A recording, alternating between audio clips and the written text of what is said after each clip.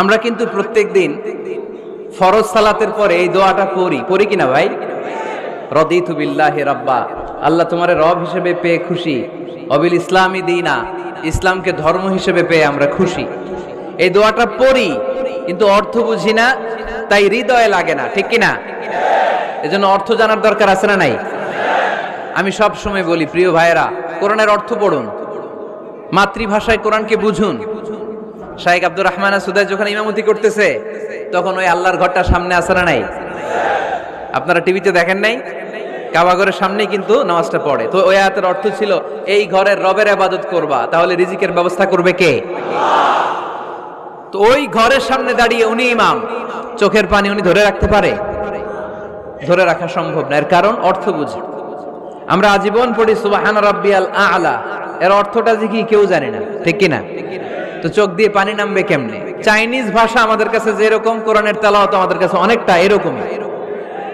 Chinese ভাষার অর্থ জানি না, কোরআনের আয়াতের অর্থ জানি, কিন্তু এই কথা বললে কি আল্লাহ আমাদেরকে ছাড়বে? No excuse will be granted that day. সেদিন আল্লাহ কোনো এক্সকিউজ গ্রহণ করবে না। অনেক হিন্দু মুসলমান হয়, এরপরে তারা কোরআন বোঝে, আল্লাহ বলবে, হিন্দু হয়ে পারলো, তুই পারলি না কেন? জোরে বলেন ঠিক কিনা? এজন্য অর্থ বোঝার চেষ্টা করতে হবে। তাহলে আলোচনার যেই জায়গায় আমরা এসেছিলাম, আমার কথা বলছিলাম, আল্লাহ বলেছেন ইসলামকে তোমাদের ধর্ম মনোনীত করে আমি আল্লাহ খুশি।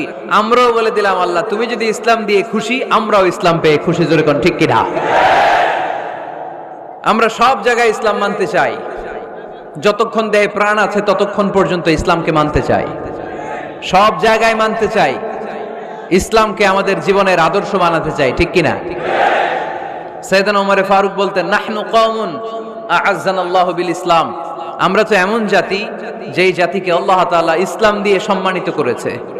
ফাইন ইবতাগাইনাল ইজ্জাতা বিগাইরিহি আযাল্লানাল্লাহ, ইসলাম রেখে দিয়ে কেউ যদি অন্য কোথাও সম্মান তালাশ করে, তাকে অপদস্থ করে ছাড়বে কে? এজন্য আমাদের সম্মান কোথায়? আমরা মুসলমান, এটা বলতে কি আপনাদের লজ্জা লাগে? পৃথিবীর যেই কোনো দেশে যাই, হিন্দুদের রাজ্যে যাই, বৌদ্ধদের রাজ্যে যাই, যেই কোনো ইমিগ্রেশনে দাঁড়াই না কেন, চিৎকার করে বলবো আমি মুসলমান। জোরে কোন ঠিক কিনা? We are proud of Islam. ইসলাম আমার অহংকার, ইসলাম আমার গর্ব, ইসলাম আমার আল্লাহর দেয়া ধর্ম। এজন্য ইসলামের বিজয়কে কেউ ঠেকিয়ে রাখতে পারবে? আমি প্রায় উদাহরণ দিয়ে, উপমা দিয়ে বলি, ইসলাম হচ্ছে চারা বীজের মতো। চারা বীজ মাটিতে ঢুকিয়ে দিলে এটা উপরের দিকে ওঠে। তো ইসলামকে যারা মাটিতে গেড়ে ফেলতে চায়, তারা জানে না ইসলামের উপমাটা অনেকটা চারা বীজের মতো। ইসলামকে মাটিতে গেড়ে দিলে এটা কি হবে? জোরে বলেন, আরো জোরে বলেন। উপরের দিকে গর্জে উঠবে। এই যে উপমা দিছি, এটা নিয়েও আবার অনেকে ভুল ধরে, আছে না নাই? আল্লাহ নিজেই কোরআনে উপমা দিয়েছেন, মাসালুল লাযীনা ইউনফিকুনা আমওয়ালাহুম ফি সাবিলিল্লাহি কামাসালি হাব্বা, যারা আল্লাহর রাস্তায় দান করে, এই দানের উপমা হচ্ছে একটা চারা বীজের মতো। সুবহানাল্লাহ পড়েন। এই চারা বীজ থেকে 7টা শীষ বের হয়, প্রতিটা শীষে জন্ম নেয় শত শস্য দানা। আল্লাহ যারে চায় ইচ্ছা মতো রিজিক দিয়ে তার জীবনকে পূর্ণাঙ্গ করে দেয়। সুবহানাল্লাহ পড়েন।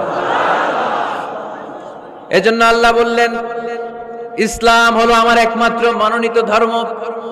ইসলাম ছাড়া অন্য কেউ যদি সম্মান তালাশ করে, তার কাছ থেকে কিছুই আমি গ্রহণ করব না। কিয়ামতের দিন সেই লোকটা হবে হায় হায় কোম্পানির ম্যানেজার, ঠিক কিনা? এজন্য আমরা একটা ধর্মকেই মানতে চাই। চিল্লায় বলেন তো, ধর্মটার নাম কি? ইসলাম ছাড়া অন্য কিছু মানি না, ইসলাম ছাড়া অন্য কিছু মানি না, মানব না।